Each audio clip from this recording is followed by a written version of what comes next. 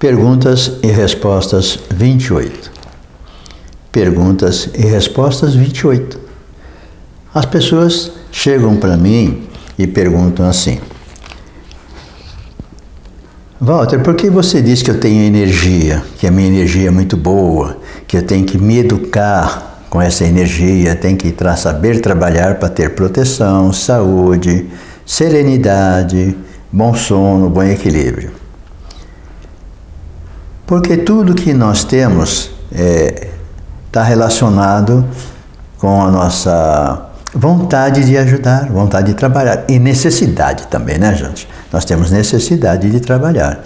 Então nós somos alguns dotados de mais energias, que essas energias são para espalhar onde haja falta, onde haja necessidades de harmonia, de alegria, de paz. Então essas energias que essas pessoas possuem, que você possui, cada um na sua intensidade e na sua especialidade. Mas como energia de especial? Não é especial.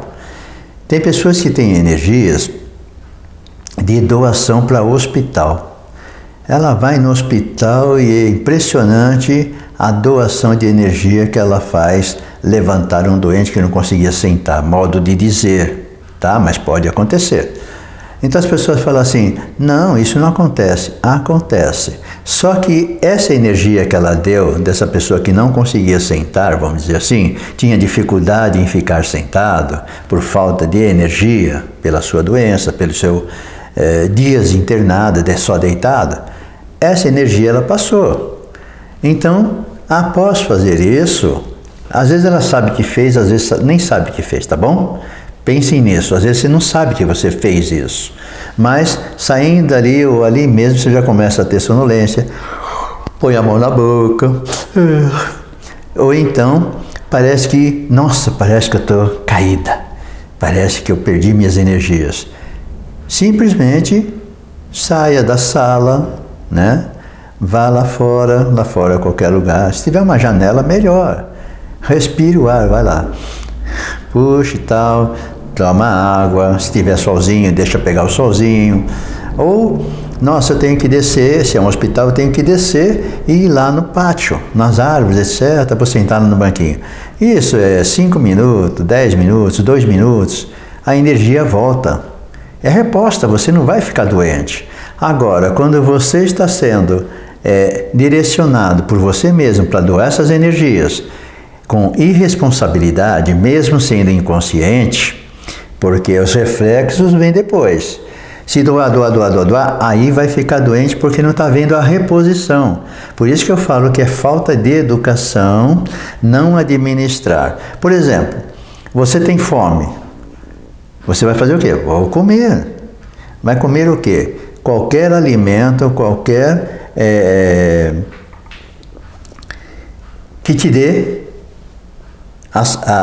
que mate a fome, que sacie o apetite. Não é assim que a gente faz? Estou com sede. Você vai comer? Não, você vai beber alguma coisa. Não é isso? Às vezes a pessoa gosta de refrigerante, mas naquela hora tem que ser água. Ou vice-versa. Então, nós temos que definir o que nós precisamos para as nossas energias estarem mais harmonizadas possíveis. Nós já perdemos energias quando nós ficamos nervosos, irritados, quando nós não conseguimos dormir direito. Então nós já perdemos essas energias assim tão valorosas.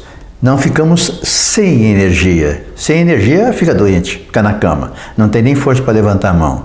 Então, você que tem essa energia, que de repente sente sonolência, não virando hábito, ok? Sonolência, em qualquer lugar que você estiver, entra num banco, entra no mercado, de repente, ou às vezes não consegue nem entrar no mercado, né? Se sente mal, ou dá calor, ou dá frio, ou dá enjoo, ou dá alguma coisa, saia para fora, respire, se avalie, reavalie e faça a sua prece, peça a Deus ajuda, a sua espiritualidade protetora, seu anjo de guarda, e entre de novo, mas tem que entrar sem medo psicológico, senão não vai conseguir entrar.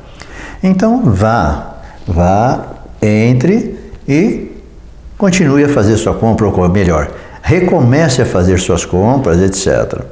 Então, qualquer ambiente que nós formos e acontecer isso, e nós pudermos dar uma saidinha para a natureza livre, para o espaço aberto, faça isso por alguns segundos e retorne depois, não pensando, acho que eu vou passar mal, acho, se achar, vai achar mesmo. Vai achar de verdade mesmo, vai ser real esse sentimento negativo, de medo, de temor, alguma coisa.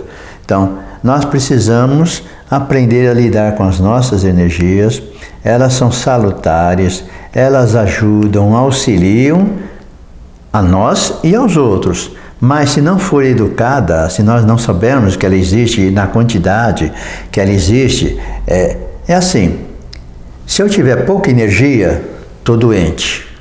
Se eu tiver muita energia, estou doente. Não é que está de cama, estou doente. Por quê? Todo excesso é condenado.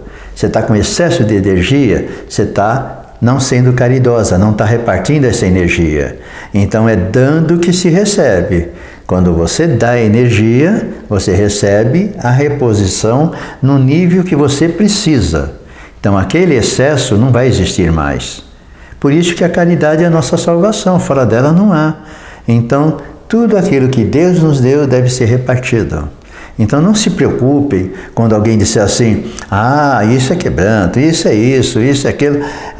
Não, você não tem essa capacidade, esquece que o Walter disse, esquece que fulano falou. Não, vá atrás disso e saber realmente o que é verdade e o que não foi verdade. O que você sente, só você pode dizer. Então, seja honesta com você e com quem você for perguntar, certo? E trabalhe direito a sua energia. É muito bom ter pessoas energeticamente educadas para trabalhar na caridade mais sublime. Ela não é palpável, ela não é vista, ela é simplesmente fluidos que saem, que emanam, que elevam sentimentos os mais sublimes que nós pudermos ter. Só que nós não pensamos para fazer isso, por isso que eles são caridade mais pura. Eles saem simplesmente. Só aprender a recompor essa energia, tá? Não fiquem preocupados com isso não, tá bom? E tomar cuidado para você estar fazendo o seu trabalho de se equilibrar. Não deixem que os familiares, principalmente, e os amigos folgados, roubem essa energia de você. Roubar não quer dizer que está te assaltando, no sentido do mundo. Roubar ele está acomodado, folgado, porque você deixa ele encostar em você, ou à distância, ou perto, e absorver a tua energia. Ele sai feliz, maravilhado, e você fica caída, fica derrubado, fica cansado. Às vezes tem que dormir 1 hora, meia hora para a recomposição dessa energia, tal o grau de retirada da sua energia. Mas isso tudo é só a pessoa passando, analisando e avaliando, mas nada é para ficar preocupado. Simplesmente a preocupação é saber usar a sua energia, tá bom? Deu para entender? Não fique preocupada com isso, aprenda. Veja as pessoas que, entre aspas, roubam as suas energias e não querem fazer nada. Veja onde você entrou, se realmente a energia foi absorvida, você foi retirada a sua energia, não naturalmente. Saia, se recupere, faça algum momento de prece, se não puder sair, de uma viagemzinha espiritual, vai para a praia, vai para algum lugar e sai um pouco desse ambiente que você vai ser obrigado a ficar ali, tá bom? E a energia não vai faltar não, tá? E paciência e tolerância para conviver com isso, que não é difícil não.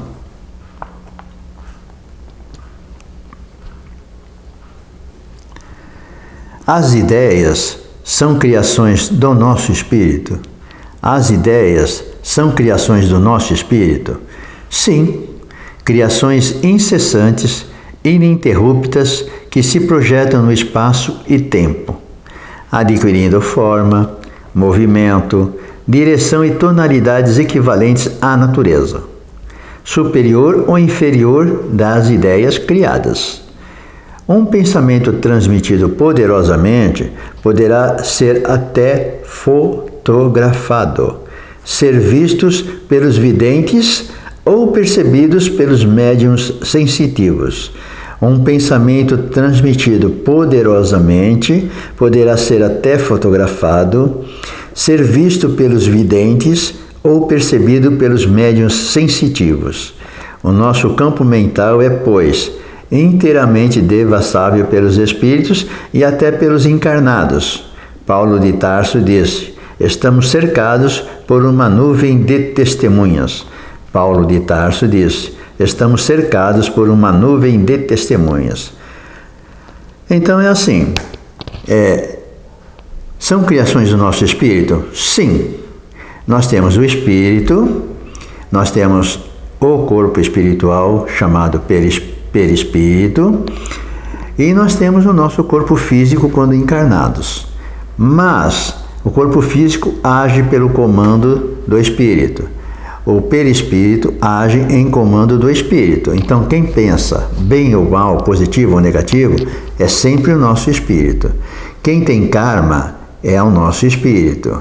Quem constrói ou destrói é o espírito. Então, tudo aquilo que o espírito pensa tem forma, movimento, direção, tem um sentido para ser atingido, não é isso? Tem cores, tem tudo. E quando diz que pensamento poderoso, não é de poder. Poderoso é quando você fica mentalmente muito ligado nesse pensamento. Tem pessoas que ficam horas com aquele mesmo pensamento.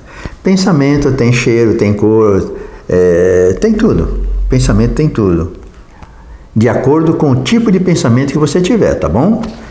Pensamento negativo vai dar um odor negativo. Pensamento positivo vai dar flores, perfume. Só que, como você está muito poderoso nisso daqui, está muito fechado nesse pensamento, ele cria formas. E essas formas podem ser fotografadas, ser vista pelo vidente ou pelas pessoas sensitivas. Não é que o vidente vê assim toda hora, 24 horas, como muitos videntes dizem. Não, ele tem que viver a vida encarnada dele. Ele não pode viver alienado. A vidência é uma mediunidade dele, dada a ele, para ele exercer quando há necessidade. Então, não vá atrás de vidente 24 horas, não. Está errado, não existe, e ninguém tem mediunidade 24 horas relativa a uma coisa só. Nós temos vários tipos de mediunidade, quem é ostensivo, quem não é, vai ser aplicado de acordo com o momento. Mas você está vivendo aquilo ali. Você agora vai ser consoladora, depois você vai ser orientadora. Você não vai ser a mesma coisa, então cuidado com esses videntes que 24 horas. Cuidado com pessoas médiuns que falam: vem na minha casa que eu te atendo, vem qualquer hora me procura que eu estou à sua disposição, meu mentor, meu guia. Não, quem precisa ser educado é o médium, o mentor, o guia dele, porque não pode fazer isso não, tá?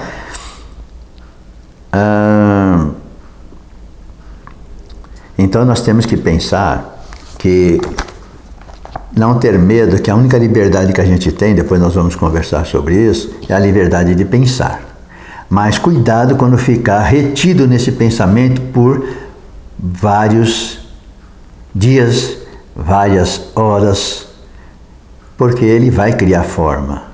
E alguém vai ver, alguém vai perceber. Não percebe, não vê assim, palavra por palavra, detalhe por detalhe. Vê o conteúdo, sabe o que você está pensando. E os sensitivos, os médios sensitivos, eles sentem aquilo, penetram no seu pensamento, não nos detalhes, não se preocupe com os detalhes. Ele sabe que você está triste porque não aceita tal situação. Ele sabe que você está feliz por tal situação. Ele sabe que você tem ódio da pessoa pelo pensamento que você está emitindo. Porque eu sei que você não gosta da pessoa, mas eu não sei que intensidade é esse não gostar. Mas se você ficar um dia né, algumas horas, muito fortemente, levando essa mágoa, essa raiva, esse ódio, essa vontade de bater na pessoa, de se vingar, etc., e tiver perto de um sensitivo, não precisa ser nem vidente, sensitivo, ele vai sentir o conteúdo que você está, onde você está girando. Então não se preocupe que não vai ser invadido, não se preocupe que não tem como saber detalhes das suas palavras, não, ele vai saber o conteúdo do que você está pensando, tá? O conteúdo é, eu quero destruir essa pessoa, eu quero amar essa pessoa, isso sim. Agora, o que você quer fazer, as formas, etc., isso já não é detalhes, não. Esses detalhes não dá. Na intimidade sua, mas como o ódio está, como o amor está ali, o desejo de abraçar, de beijar, isso dá para sentir, tá bom? Então não se preocupe, a única liberdade que você tem é de pensar. Pense, mas não fique preso nesse pensamento por várias horas, por vários dias, por vários anos. Ele vai criar forma e alguém vai ver, fotografar e vai saber o que você está pensando. Conteúdo, tá? A criança necessita ser tocada e beijada? A criança necessita ser tocada e beijada? A criança necessita ser tocada, beijada, olhada, percebida. O leite materno quentinho em sua boca, estômago satisfeito, é um toque. O corpo quente é um toque. Os estímulos são tão importantes para a saúde de como são os alimentos. Então, lógico, todos nós somos crianças. Crianças de 0 a 100 anos, 150. Nós vamos chegar lá, né? Daqui a pouco estão vivendo até 150 anos. Então, a criança nunca vai morrer em nós. Lógico que a criança aqui citada precisa ser tocada, beijada, olhada, percebida, é porque ela está entrando no mundo. E o espírito, quando entra no mundo, é muito terrível reencarnar. As pessoas pensam que desencarnar, morrer é pior. Não. Pior para o espírito é nascer, renascer, reencarnar. Então, o fator que tem da mãe, por isso que ele é indefeso, entre aspas, e tem todo esse carinho, toda essa ajuda da mãe, o leite materno, o corpo, né, aquecendo, as preocupações, noites sem dormir, porque a criança precisa disso. Ela precisa ter saúde, ela precisa ter confiança, ela precisa ter fé e esperança que ela vai conseguir nessa encarnação, embora não saiba, estar melhor, viver melhor, ser uma pessoa melhor. Então, o fato, por exemplo, se de repente a mãe não tiver leite, isso não quer dizer que a criança então foi desqualificada ou vai ficar sem isso. Não. Não ter leite pode acontecer, secar o leite, enfim. Mas a criança nunca pode ficar sem alimento. O alimento maior, lógico, de matar a sua fome é necessário.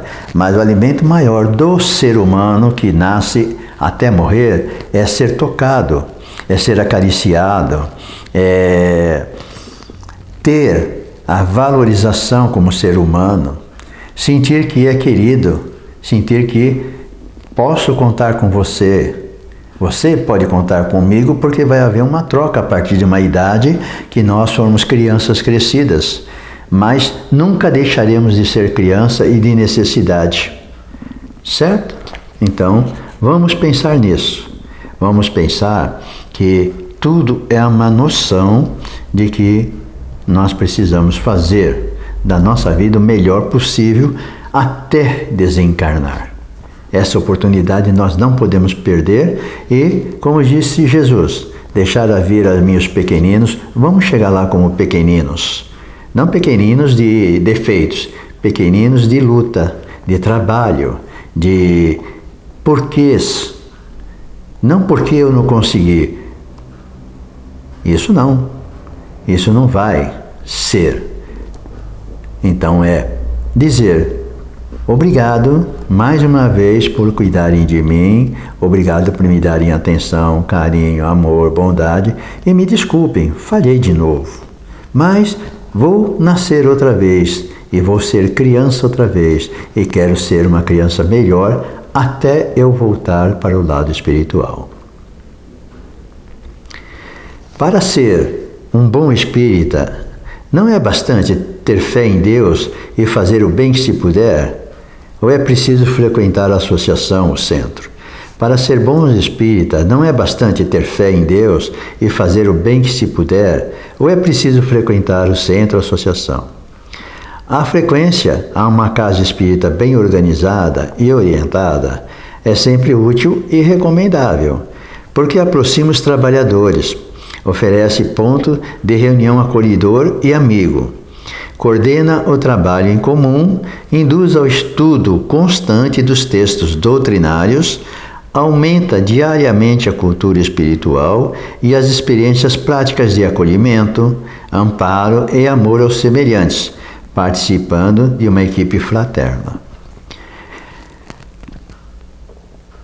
Só que para ser bom, independente da igreja, para ser bom, precisa, além desse aprendizado, além da frequência, dedicação sem fanatismos, sem achar que a sua igreja é melhor que a outra, não tem discussão. Como já disse sempre, futebol, política e religião não tem discussão. Cada um segue a sua, escolhe a sua, seja fã do que quiser. Se puder conversar com alguém socialmente e ter um diálogo saudável, faça, senão não fale dessas três coisas, tá bom? Fale de Deus só, Deus no sentido geral, caridade, mais nada, não entra nos pormenores de igrejas, etc.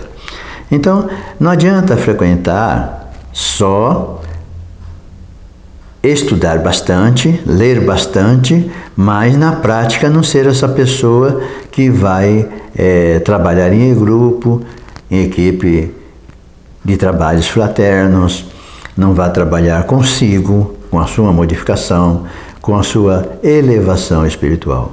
Então, independente da igreja, todas elas devem ter estudo, devem ter orientação.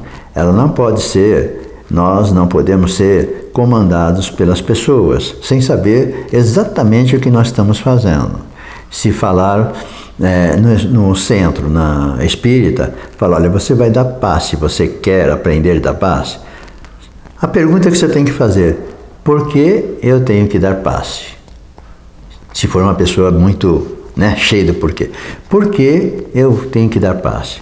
Por que se faz esse movimento? Por que não tem movimento? Por que eu vim em tal lugar que faz isso, faz aquilo? Você vai ter que ter umas explicações, orientações, não convencimento, não. Doação de energias, ela tem que ser da forma mais humilde possível que você tenha. Então, ela não pode ser imposta a você. Então, responderá às suas perguntas, explicará e deixará aberto se você trabalha ou não trabalha. Então, esse trabalhar no passe, por exemplo, ele só depende da pessoa. E se ela for trabalhar por orgulho, por vaidade, ela vai ser prejudicial para ela. Acontece que ela não vai prejudicar o doente ou paciente, alguém que sentar para ela tomar passe. Por quê? Porque simplesmente o plano espiritual, que está ali daquele trabalho de passes, de curas, ele vai isolar essa pessoa, ela está dando passe em você. Só que como imagina assim, põe uma cúpula de vidro nela, isola ela e se aplica, só retira dela o fluido animal que nós estamos encarnados, precisamos ter um pouco de fluido animal quando há possibilidade de ter, senão eles aplicam o passe direto. E essa oportunidade de trabalhar com passe, por exemplo, é para nós termos trabalhos espirituais, para nós lidarmos com a nossa energia, a nossa vontade de ser feliz. Então, o que acontece? Você sentar ali e ela não está preparada para aquilo, sabe? Ela só foi orgulho, foi alguma coisa que fala, eu vou fazer. O plano espiritual dá passe direto em você, usa aquele ambiente do local, tudo preparado, a energia das pessoas que estão de sustentação, que não estão dando passe, os próprios frequentadores, que são os pacientes, muitos deles estão com muita energia e eles mesmos ajudam a equilibrar. Então, o que acontece? Só para dar uma explicadinha assim, nós vamos fazer o trabalho de passes na segunda-feira. Então tem a palestra, você entra, toma o passe de recepção no nosso centro, você senta, vai escutar a palestra em torno de meia hora, 25 minutos, depois vai tomar o passe, que é rápido também, não tem toque. Aí o que acontece? Durante a palestra, eles vão retirando a energia excessiva em você. E pode essas energias, naquele momento, já ser levada para os pedidos que estão sendo feitos à distância. Então você, paciente, começa a trabalhar ali com o seu excesso. Ou eles retiram o seu excesso para você se equilibrar, ficar normal, né, com a sua energia. E essa energia, vamos dizer assim, que fica num potinho que durante os trabalhos você foi buscar, mas você já deu e vai receber. Só que não vai receber mais energia, vai receber o ajuste, o equilíbrio para você saber que aquela quantidade de energia é importante para você. E ela só, ali já está a sua energia. Então as pessoas não entendem isso. Então são coisas simples que também muitas pessoas não se falam abertamente dessa forma.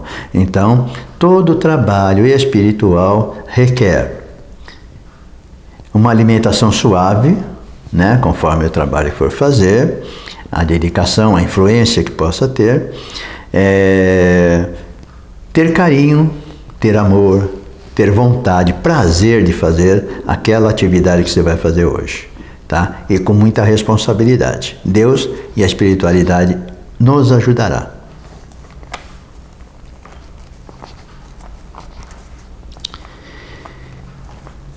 Qual o principal livro na codificação espírita?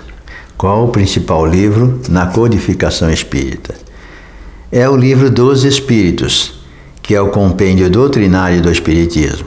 O seu livro fundamental, pois, com ele que a doutrina espírita começou.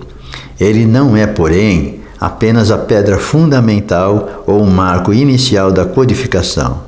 É o seu próprio delineamento e seu núcleo, ao mesmo tempo, o arcabouço, o esqueleto geral da doutrina. Então, o Livro dos Espíritos realmente tem que ser entendido, compreendido, estudado em grupo. É muito necessário estudo em grupo para saber as opiniões, as colocações das pessoas e não ficar com as nossas verdades e interpretar aquilo que estamos lendo. Entendi tudo, não entendeu não. Tem muitos ângulos ali colocados que nós precisamos ver as pessoas falarem. Então ele é esqueleto da doutrina. E foi trazido todas as partes científica, religiosa, filosófica dentro dele. Só que aí começou a surgir a necessidade do Evangelho. Então, o Livro dos Espíritos deu abertura para se formar, para ser trazido o Evangelho segundo o Espiritismo.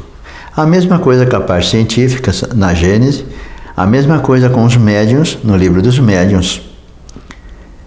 Então nós precisamos ver que os livros que foram emancipados, né, que foram trazidos, eles partem, todos eles, do Livro dos Espíritos. Quem tiver uma boa base do Livro dos Espíritos vai entender muito mais facilmente os outros livros que já citamos da codificação de Kardec. Céu e Inferno, etc. Por quê? Porque lá vai estar falando abertamente. Por exemplo, Jesus falou por parábolas. Depois veio o Espírito da Verdade, através do Espiritismo, e trazer mais aberturas, mais entendimento. Então, Moisés fez de uma forma, Jesus veio, ampliou, transformou de olho por olho, dente por dente, um Deus caridoso, um Deus bondoso, tem que haver perdão, tem que haver isso. Então, essas transformações, essas necessidades de orientações que ocorreu. Então, Livro dos Espíritos é o mais importante na codificação. As outras obras ampliam conhecimento e esclarecimentos a respeito da doutrina espírita, que é ciência, filosofia e religião. Bem, como nós falamos de crianças, nós que somos crianças, fomos tocados mais uma vez pela bondade divina. recebemos orientações, caminhos, como sempre são enviados a nós. Algum conhecimento, alguma orientação. Agora, aquilo que nos chamou a atenção, nós devemos fazer o que foi feito. O Livro dos Espíritos, principal, o esqueleto. As outras obras, a explicação necessária. O que escutou aqui, talvez, de qualquer colocação, tenha surgido a curiosidade, vá atrás de informações que darão mais abertura, orientações. Não deixem de procurar, não fiquem em dúvidas, ou crie as suas verdades como as outras foram criadas, e muitas já foram modificadas, e outras serão modificadas com certeza. Então, vamos partindo para a nossa vida, para o nosso trabalho, de forma de amor, de caridade, de fraternidade. E vamos amar muito, porque o amor dá o toque, dá o carinho, dá o beijo, dá o olhar, dá tudo, dá ternura. E nós precisamos disso. Tchau.